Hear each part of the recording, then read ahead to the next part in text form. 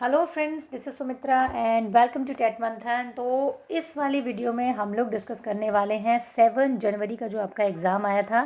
ठीक है, 7 जनवरी के एग्ज़ाम को हम इस वीडियो में डिस्कस करने वाले हैं। और जो स्टूडेंट मुझे 1 जनवरी के एग्ज़ाम के लिए बार बार बोल रहे थे, आपका एग्ज़ाम का जो PDF आपने सेंड किया है वो बहुत ही छोटे छोटे लेटर्स हैं और कम्प्लीटली वो हिंदी में है, इसलिए प्लीज़ आप मुझे थोड़ा और टाइम दीजिए, उसको मैं आपके साथ में डिस्कस करूंगी। इससे नेक्स्ट वीडियो में कोशिश करूंगी कि 1 जनवरी वाला रहे।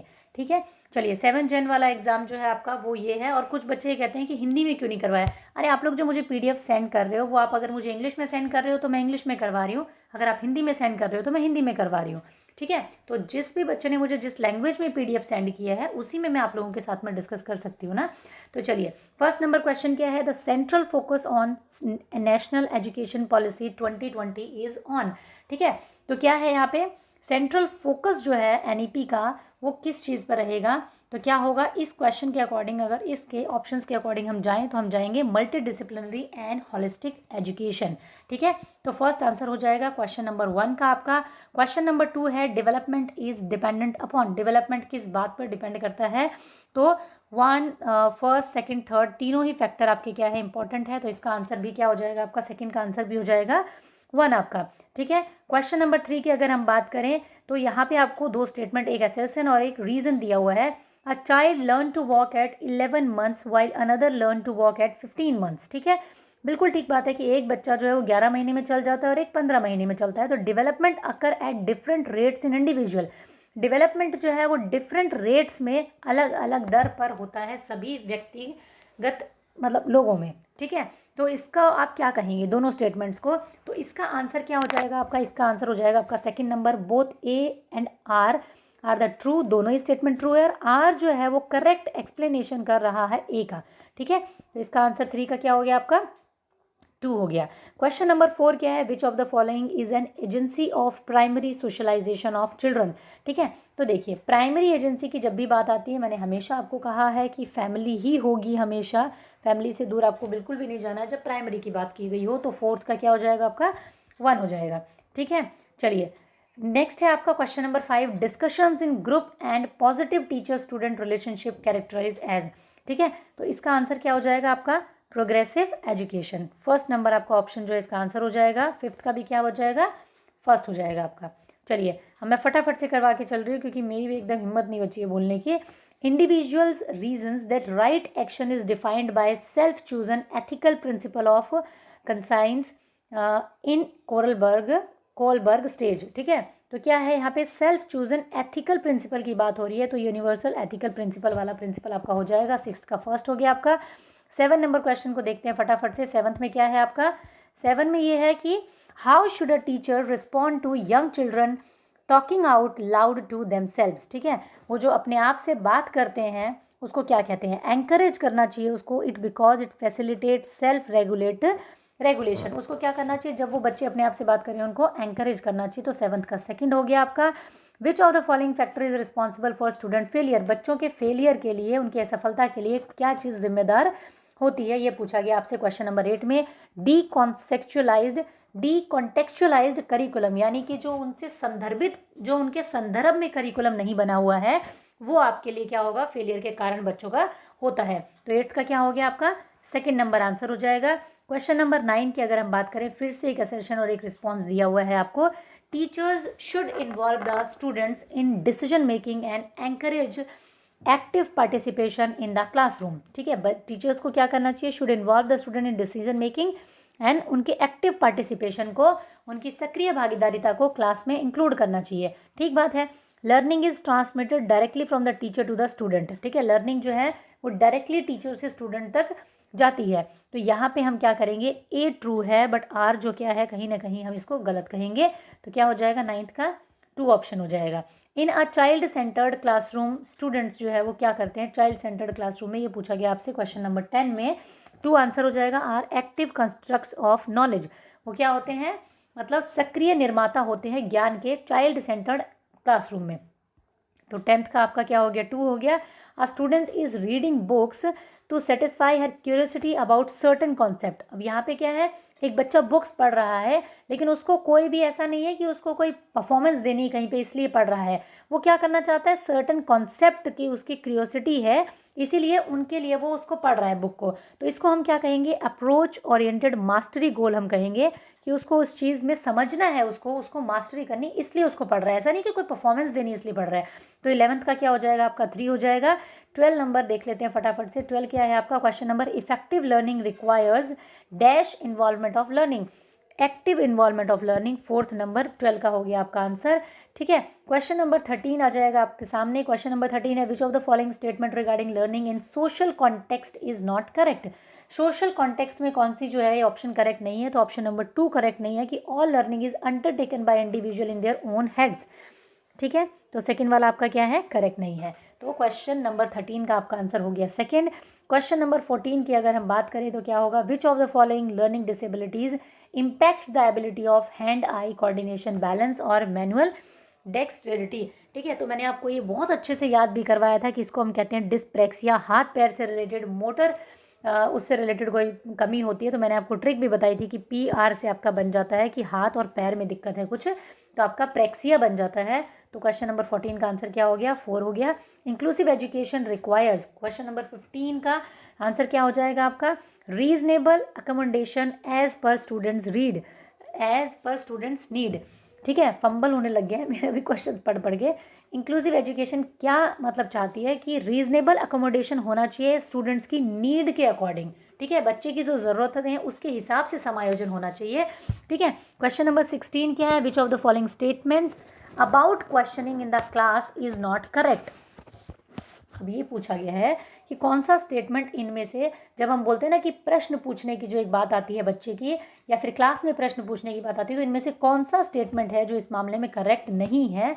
तो क्वेश्चन नंबर 16 का आपका आंसर हो जाएगा 2, main focus of asking students to answer question is to test them. जो मेन एक पर्पस होता है, फोकस होता है, वो उनको टेस्ट करना होता है। तो ये एक रॉन्ग स्टेटमेंट है, बच्चे को टेस्ट करना हमारा मेन फोकस नहीं होता है, बाकी सारी चीज़ें हो सकती है। ठीक है, वो क्या है वो हम जब एक्सप्लेन करेंगे क्वेश्चन को तब हम सीखेंगे। ठीक है, क्वेश्चन नंबर 17 की अगर हम बात करें, क्वेश्चन नंबर 17 क्या कहता है, a 5-year-old child fails to response the when water is transferred from a tall and narrow glass to a wide container और quantity of water remain the same। एक बच्चा जो है 5 साल का, वो इस चीज़ में रीज़न नहीं दे पा रहा है। आपने ये प्याजे का देखा होगा ना कि भाई ये वाला इतना लंबा है और ये वाला इसी का बराबर है लेकिन थोड़ा सा चौड़ा है, और ये थोड़ा लंबा है, लेकिन ये दोनों क्या है, बराबर है। बच्चा इस मामले में क्या है, रीज़न नहीं दे पा रहा है कि ये दोनों में पानी जो है वो सेम ही है। ये क्वेश्चन कुछ इस तरीके की बात कर रहा है। तो ये किस तरीके की बात हो रही है, she can not reverse her thinking. ठीक है, वो अपनी थिंकिंग को रिवर्स नहीं कर पा रहा है क्योंकि उसके अंदर में कंजर्वेशन का गुण नहीं आया है अभी तक। ठीक है, यहाँ पे गोल डायरेक्टेड बिहेवियर की बात नहीं है, सिंबलाइज कुछ बात है नहीं, यहाँ पे इमीडिएट की भी कोई बात मुझे नज़र नहीं आई। तो यहाँ पे मुझे आंसर 4th लग रहा है 17 का। ठीक है, बाकी आंसर की में देखते हैं। क्वेश्चन नंबर 18 क्या है, learning and information processing are. Learning और इंफॉर्मेशन जो है आपकी, उसके बारे में बात हो रही है। क्वेश्चन नंबर 18 आपका, wait a minute, negatively impact by positive emotions, positively impact by negative emotion, not related to emotions, या फिर सिग्निफिकेंटली इन्फ्लुएंस्ड बाय इमोशन। तो आपका 4th आंसर हो जाएगा कि ये सिग्निफिकेंटली इन्फ्लुएंस होती है इमोशन से। ठीक है, लर्निंग एंड इन्फॉर्मेशन आपकी 18 का 4 हो गया।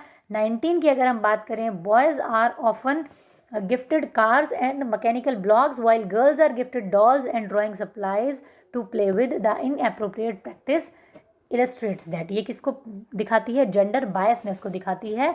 ठीक है, तो क्या हो गया 19 का आपका क्या हो गया, 2 नंबर आंसर हो गया। 20th है, make believe play blossoms and supports all aspects of psychological development in. Make believe play जो है बच्चे का कहाँ किस टाइम पे होता है, अर्ली चाइल्डहुड में होता है आपका। 20th का क्या हो जाएगा, 2 हो जाएगा आपका। ठीक है, as children enter the school, question number 21 हम देख लेते हैं फटाफट से।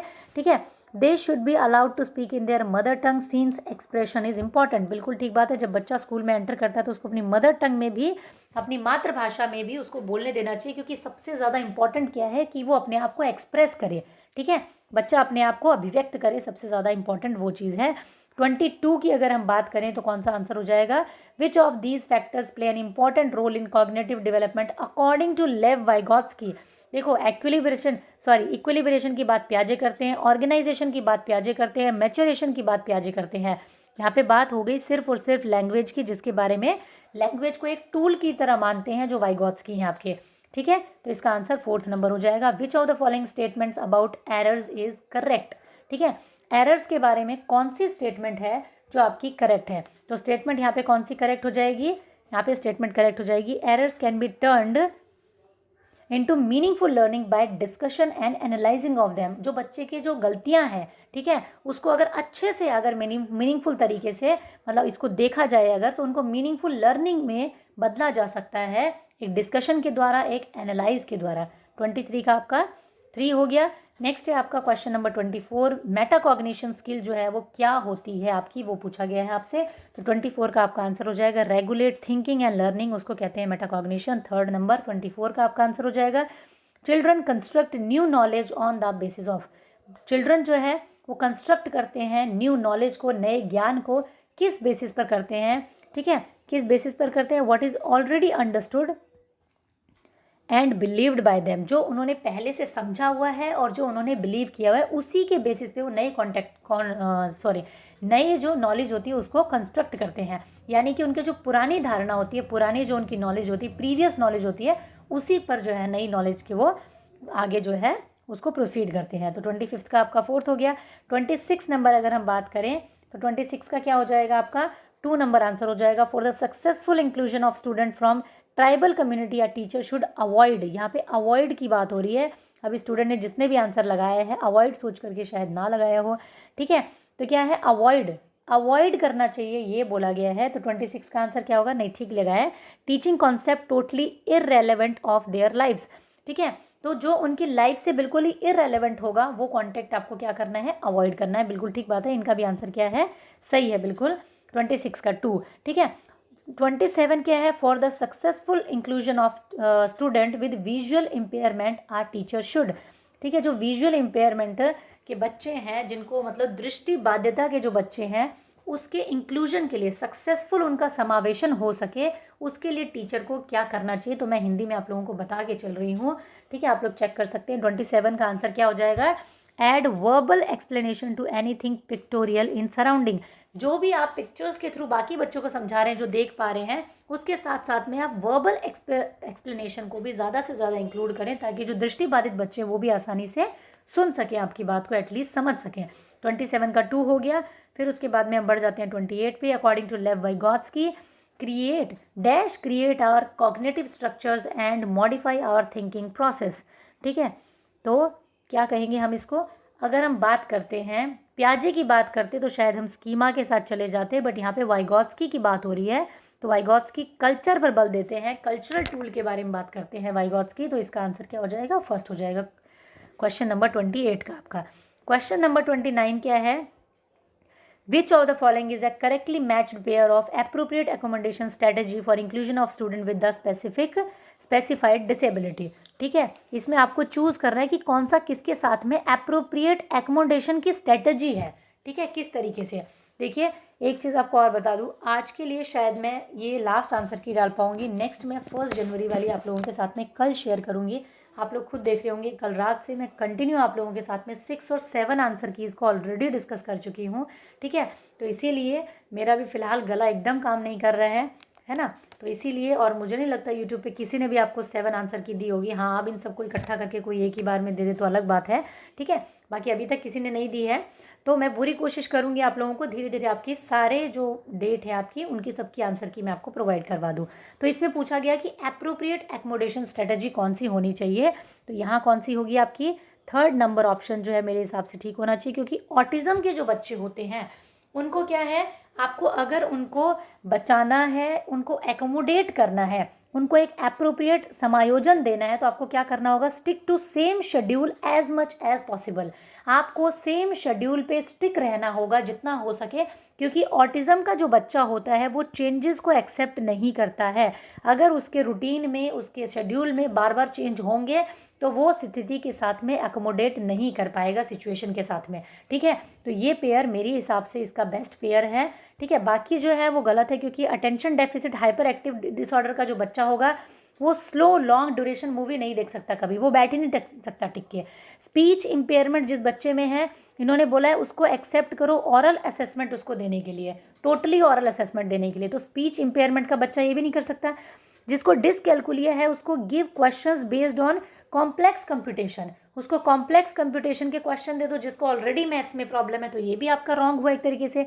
तो क्या हुआ, ऑटिज्म जो बच्चा होता है ना, उसको चेंजेस से प्रॉब्लम होती है, तो उसके लिए अगर उसको अकोमोडेट करके रखना है तो उसको कम से कम उसके शेड्यूल में चेंज किए जाए। ठीक है, तो 3 आपका आंसर हो जाएगा 29 का। ठीक है, according to my point of view and my logic, individuals who have the ability to understand the motives, feelings and behaviour of others. अब यही हमें अपना आंसर मिल गया। जो दूसरों के बारे में, दूसरों के मोटिव्स को, फीलिंग्स को, बिहेवियर को समझ पाते हैं उसको हम क्या कहते हैं, इंटरपर्सनल कहते हैं। 4th नंबर आपका क्या हो जाएगा, आंसर हो जाएगा। तो ये आपका 7 जनवरी का क्वेश्चन पेपर था, जो मैंने मेरे अकॉर्डिंग क्या होना चाहिए वो मैंने आप लोगों के साथ में डिस्कस किया है। और जैसा कि मैंने कहा, मैं 7 से 8 करीब आंसर की आप लोगों के साथ डिस्कस कर चुकी हूँ। ठीक है, तो इसीलिए प्लीज़ आप लोग थोड़ा सा पेशेंस रखें, मैं एक एक करके सबकी आंसर की आप लोगों के साथ में डिस्कस करूँगी। और 1 जनवरी का, जैसा कि मैंने कहा, किसी के पास में इंग्लिश का PDF है या फिर क्लियर PDF है तो मुझे प्लीज़ ज़रूर सेंड करें, मुझे थोड़ी सी आसानी होगी, थोड़ा सा कम सर दर्द होगा उसका आंसर की बनाने में। ठीक है, thank you, keep learning, keep supporting and keep sharing. और प्लीज़ लाइक कर दिया करो वीडियो को।